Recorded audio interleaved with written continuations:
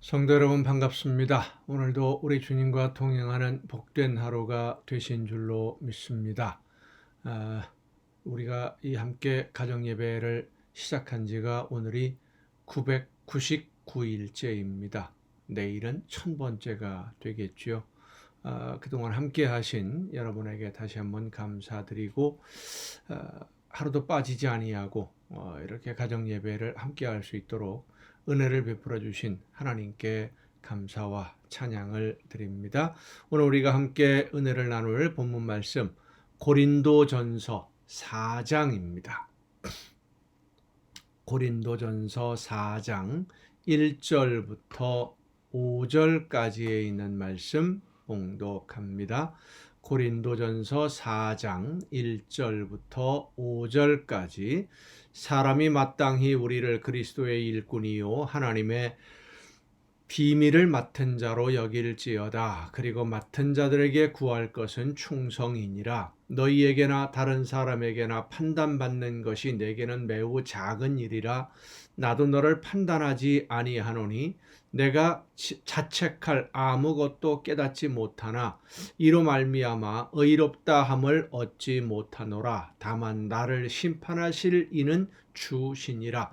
그러므로 때가 이르기 전 곧 주께서 오시기까지 아무것도 판단하지 말라. 그가 어둠에 감추인 것들을 드러내고 마음의 뜻을 나타내시리니 그때에 각 사람에게 하나님으로부터 칭찬이 있으리라. 아멘. 일꾼은 일을 하는 사람이고 그 일을 잘 하는지 잘 못하는지는 일을 품꾼에게 시킨 주인이 판단해야 됩니다. 그런데 일해야 될 일꾼들이 일은 하지 아니하고 다른 일꾼이 하는 일에 이래라 저래라 간섭을 하고 있다고 한다면 그 일꾼은 일꾼답지 못한 일꾼이 되는 것이고 결국은 주인에게 책망을 듣고 요즘 말로 말한다면 해고가 될 수밖에 없겠지요. 해고 통보를 받을 겁니다. 자기가 할 일은 하지 아니하고 다른 일꾼들이 하는 일에 대해서 이러쿵 저러쿵 옳으니 그르니 잘했느니 잘못했느니 판단하기 때문입니다. 오늘 본문은 우리에게 우리의 모습이 하나님 앞에서 어떤 자세로 오늘을 살아내야 하는지를 잘 설명해 주는 말씀입니다. 오늘 본문 말씀을 보면 우리 모두는 일꾼입니다.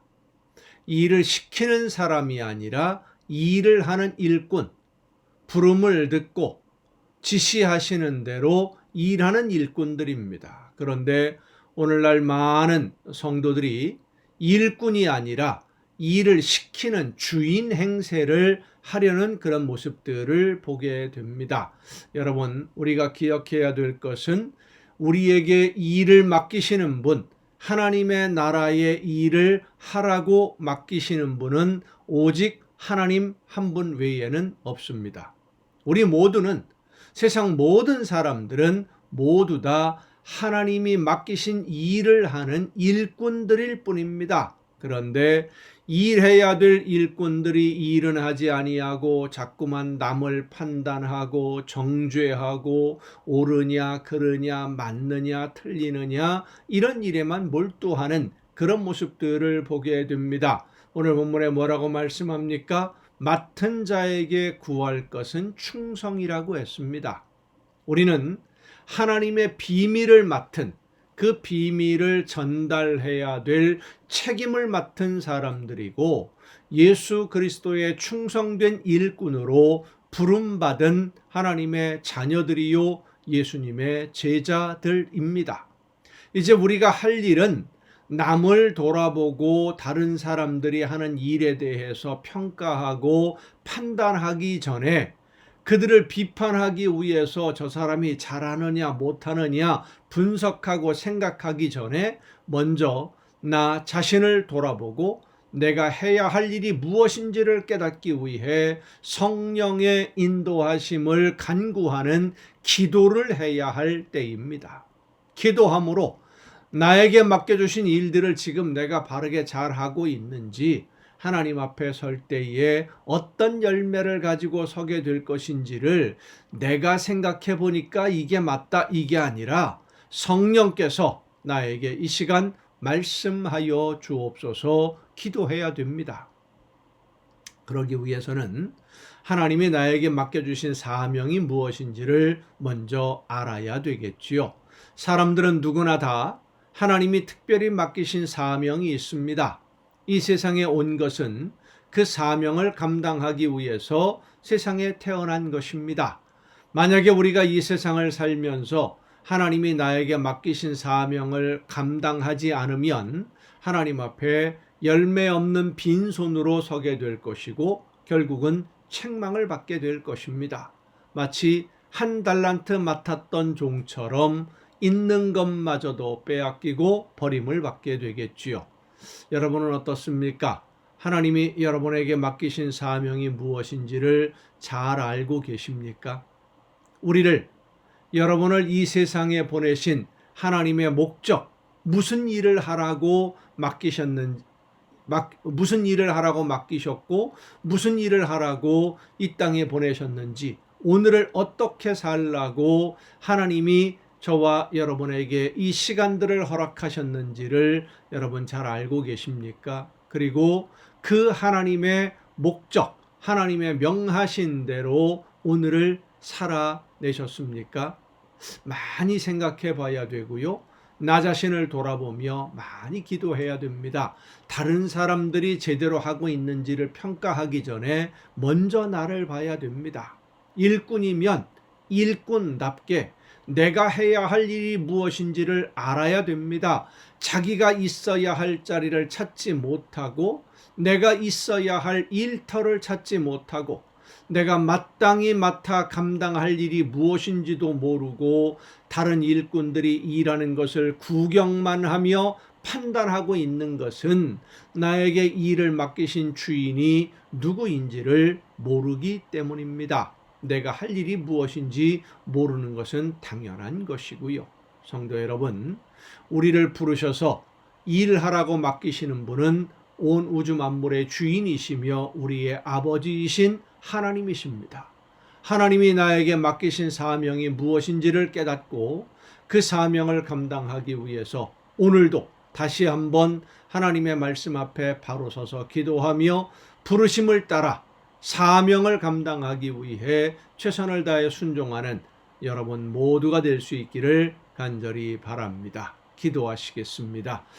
연약한 저희들을 자녀로 부르시고 선택하셔서 하나님의 놀라우신 은혜 가운데 거하게 하시며 오늘도 말씀해 주시는 아버지 하나님, 하나님이 원하시는 뜻이 무엇인지를 깨닫고 그 뜻을 따라 순종하는 우리 모두가 되게 하셔서 하나님이 기뻐하시는 열매가 날마다 풍성해지고 그 열매로 말미암아 하나님께 기쁨을 드리며 하나님이 준비하신 좋은 선물로 더 풍성한 복을 받아 누리는 우리 모두가 되게 하여 주시옵소서. 이 모든 말씀을 예수님의 이름으로 기도하옵나이다. 아멘. 오늘 우리가 함께 통독할 하나님의 말씀 누가복음 18장부터 함께 통독을 하시겠습니다. 예루살렘을 향한 마지막 발걸음을 재촉하시는 예수님, 제자들에게 기도에 대해서 가르쳐 주십니다. 기도하지 않으면, 기도를 통해서 하나님의 도우심을 간구하지 않으면 우리의 힘이나 우리의 결단, 우리의 결심 이런 것을 가지고는 세상을 이겨내고 하나님의 나라를 향한 걸음을 계속 걸을 수 없기 때문에 기도하라라고 가르쳐 주십니다. 보고도 믿지 않는 많은 사람과는 다르게 앞을 보지 못하는 한 맹인은 예루살렘으로 가시는 예수님을 만나게 되었고 간구함으로 믿음으로 기도하는 그의 믿음을 보시고 눈을 뜨는 기적을 체험하게 됩니다. 또한 종들에게 재산을 나누어 맡기는 주인의 비유를 통해서 이제 모든 것을 제자들에게 맡기고 증인으로서의 삶을 살아내야 한다라는 것을 암시해 주시면서 성전에서 장사하는 사람들을 내쫓으시고 십자가를 향해서 예수님은 발걸음을 재촉하시는 그런 내용들을 오늘 우리가 함께 통독을 하겠습니다. 누가복음 18장입니다.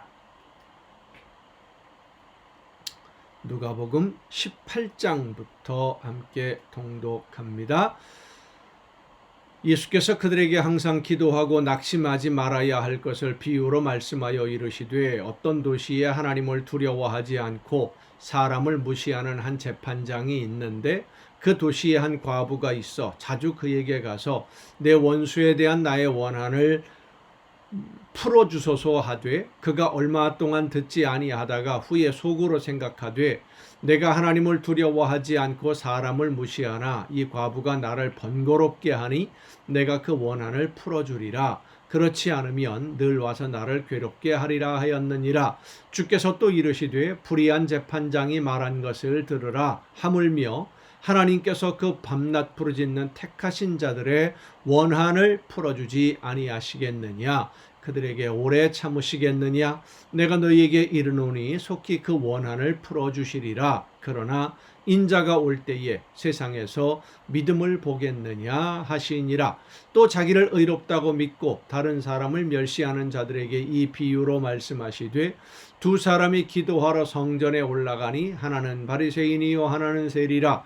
바리새인은 서서 따로 기도하여 이르되 하나님이여 나는 다른 사람들 곧 토색 불의 간음을 하는 자들과 같지 아니하고 이 세리와도 같지 아니함을 감사하나이다. 나는 일회에 2번씩 금식하고 또 소득의 11조를 드리나이다 하고 세리는 멀리 서서 감히 눈을 들어 하늘을 쳐다보지도 못하고 다만 가슴을 치며 이르되 하나님이여 불쌍히 여기소서 나는 죄인이로소이다 하였느니라. 내가 너희에게 이르노니 이에 저 바리새인이 아니고 이 사람, 세리를 말씀하시는 겁니다.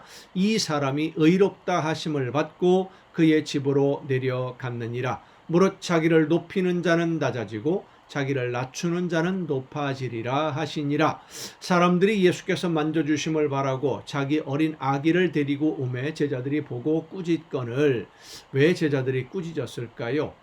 예루살렘을 향해서 간다라고 하는 것은 제자들이 볼 때는 이제 예수님이 때가 되어서 왕이 되려고 하시는구나 이렇게 생각할 수 있는데 어린 아이들은 예수님이 왕이 되는데 아무 도움이 안 되지 않습니까? 어른들과 많이 모여서 준비를 해야 되는데 애들이 몰려와서 시끄럽기만 하니까 쓸데없는 도움이 안 되는 애들은 데리고 오지 말아라 이런 생각들이었겠지요. 예수께서 그 어린 아이들을 불러 가까이 하시고 이르시되 어린 아이들이 내게 오는 것을 용납하고 금하지 말라. 하나님의 나라가 이런 자의 것이니라. 내가 진실로 너희에게 이르노니 누구든지 하나님의 나라를 어린아이와 같이 받아들이지 않는 자는 결단코 거기 들어가지 못하리라 하시니라. 어떤 관리가 물어 이르되 선한 선생님이여 내가 무엇을 하여야 영생을 얻으리이까. 예수께서 이르시되 네가 어찌하여 나를 선하다 일컫느냐. 하나님 한 분 외에는 선한 이가 없느니라. 내가 계명을 안 하니 간음하지 말라, 살인하지 말라, 도둑질하지 말라, 거짓 증언하지 말라, 내 부모를 공경하라 하였느니라. 여짜오되 이것은 죄송합니다. 이것은 내가 어려서부터 다 지키었나이다. 예수께서 이 말을 들으시고 이르시되 내게 아직도 한 가지 부족한 것이 있으니 내게 있는 것을 다 팔아 가난한 자들에게 나누어주라. 그리하면 하늘에서 네게 보화가 있으리라. 그리고 와서 나를 따르라 하시니. 마태복음에도 비슷한 내용이 있죠. 재산을 다 팔아 가난한 사람들에게 나누어 주는 것이 구원의 조건은 아닙니다. 그것은 예수님을 따르는 데 있어서 재물이 걸림돌이 되니까 다 팔아서 나누어주고 이웃을 진심으로 사랑하는 마음으로 나눠주고 예수님을 믿고 따르라. 그것이 바로 구원의 길이다 라고 하는 것을 말씀하는 것이죠. 그 사람이 큰 부자이므로 이 말씀을 듣고 심히 근심하더라. 예수께서 그를 보시고 이르시되 재물이 있는 자는 하나님의 나라에 들어가기가 얼마나 어려운지 낙타가 바늘귀로 들어가는 것이 부자가 하나님의 나라에 들어가는 것보다 쉬우니라 하시니 듣는 자들이 이르되 그런즉 누가 구원을 얻을 수 있나이까. 이르시되 무릇 사람이 할 수 없는 것을 하나님은 하실 수 있느니라. 베드로가 여짜오되 보옵소서 우리가 우리의 것을 다 버리고 주를 따랐나이다. 우리는 이렇게 하고 있습니다라고 자랑스럽게 이야기하는 그런 의미도 베드로의 말 속에 담겨 있습니다. 내가 이만큼 하고 있는데 우리는 어떤 그 보상을 받을 수 있습니까? 예수님이 왕이 된다면 이런 의미가 담겨 있겠죠. 이르시되 내가 진실로 너희에게 이르노니 하나님의 나라를 위하여 집이나 아내나 형제나 부모나 자녀를 버린 자는 현세의 여러 배를 받고 내세의 영생을 받지 못할 자가 없느니라 하시니라. 예수께서 12 제자를 데리시고 이르시되 보라 우리가 예루살렘으로 올라가노니 선지자들을 통하여 기록된 모든 것이 인자에게 응하리라. 인자가 이방인들에게 넘겨져 희롱을 당하고 능욕을 당하고 침뱉음을 당하겠으며 그들은 채찍질하고 그를 죽일 것이나 그는 3일 만에 살아나리라 하시되 제자들이 이것을 하나도 깨닫지 못하였으니 그 말씀이 감추였으므로 그들이 그 이르신 바를 알지 못하였더라. 제자들은 지금 예수님이 예루살렘으로 올라가셔서 왕권을 잡고 조직적으로 독립운동을 하고 임금이 되고 이걸 꿈꾸고 있는데 예수님은 나는 이제 죽으러 간다 라고 말씀하시니 동상이몽이지요. 전혀 예수님의 말씀의 의미를 제자들은 생각하지도 않으니까 깨달을 수가 없는 겁니다. 여리고에 가까이 가셨을 때에 한 맹인이 길가에 앉아 구걸하다가 무리가 지나감을 듣고 이 무슨 일이냐고 물은데 그들이 나사렛 예수께서 지나가신다 하니 맹인이 외쳐 이르되 다윗의 자손 예수여 나를 불쌍히 여기소서 하거늘 앞서가는 자들이 그를 꾸짖어 잠잠하라 하되 그가 더욱 크게 소리질러 다윗의 자손이여 나를 불쌍히 여기소서 하는지라. 예수께서 머물러 서서 명하여 데려오라 하셨더니 그가 가까이 오매 물어 이르시되 네게 무엇을 하여 주기를 원하느냐 이르되 주여 보기를 원하나이다. 예수께서 그에게 이르시되 보라 네 믿음이 너를 구원하였느니라 하시매 곧 보게 되어 하나님께 영광을 돌리며 예수를 따르니 백성이 다 이를 보고 하나님을 찬양하니라. 앞을 보지 못하는 이 사람은 예수님을 다윗의 자손이라고 부릅니다.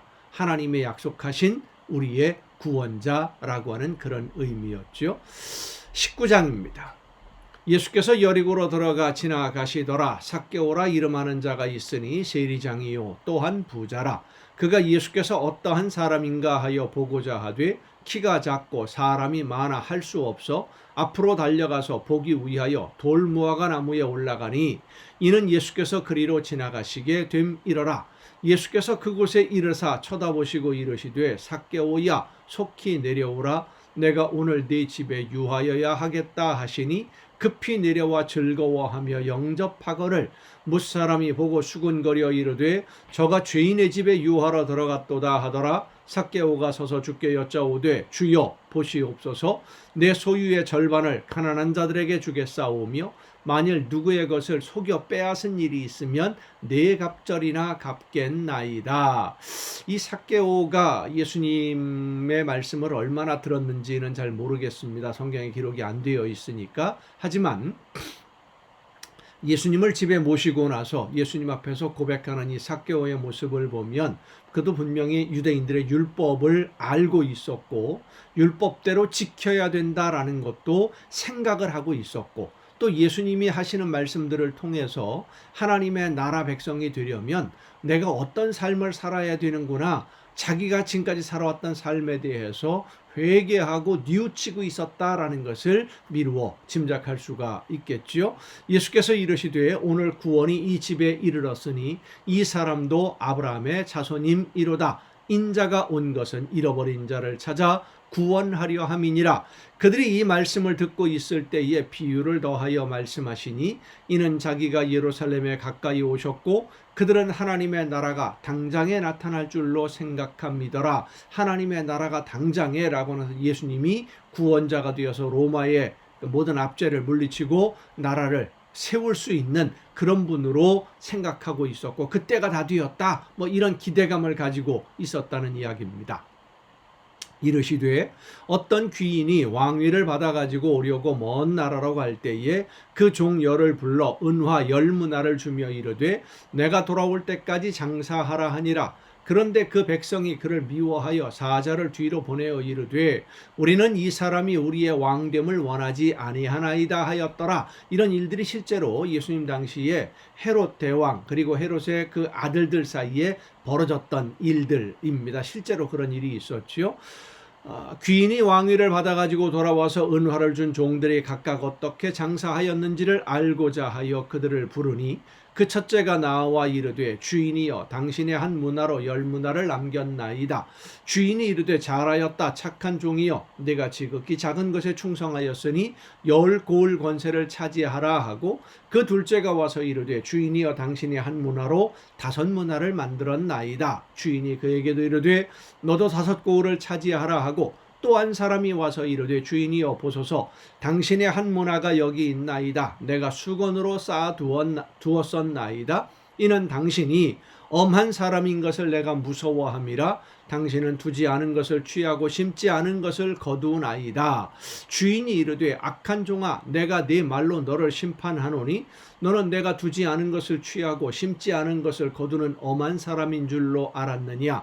그러면 어찌하여 내 돈을 은행에 맡기지 아니하였느냐. 그리하였으면 내가 와서 그 이자와 함께 그 돈을 찾았으리라 하고 곁에 섰는 자들에게 이르되 그 한 문화를 빼앗아 10문화 있는 자에게 주라 하니 그들이 이르되 주여 그에게 이미 10문화가 있나이다. 주인이 이르되 내가 너희에게 말하노니 무릇 있는 자는 받겠고 없는 자는 그 있는 것도 빼앗기리라. 그리고 내가 왕됨을 원하지 아니하던 저 원수들을 이리로 끌어다가 내 앞에서 죽이라 하였느니라. 자, 이 장면을 보면 왕으로서 인정을 받기 위해서 갔는데 왕이 되는 것을 원하지 않는다라는 사람들이 뒤로 쫓아가서 이제 방해를 했다라고 하는 것이죠.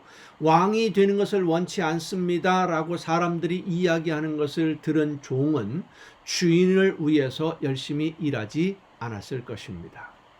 주변 분위기를 보고 왕이 되지 못하고 어쩌면 돌아오지 않을 수도 있는데 그러면 이 모든 것이 내 것이 될 수도 있는데 왕이 되지 못하고 돌아오게 되면 굳이 주인을 위해서 헌신하고 봉사하고 충성할 이유가 뭐가 있을까? 뭐 이런 여러 가지 나름대로 자기 생각을 했겠지요.